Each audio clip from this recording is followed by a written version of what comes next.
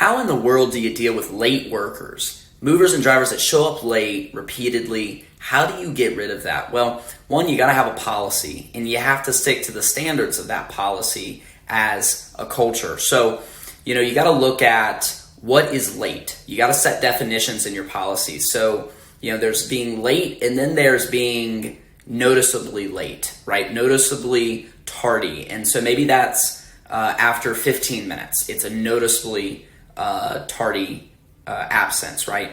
Maybe it's 20 minutes, right? Whatever your policy is. And you can have different consequences based on if somebody has noticeable tardiness. And so if they're 20 minutes late, then it's a formal warning.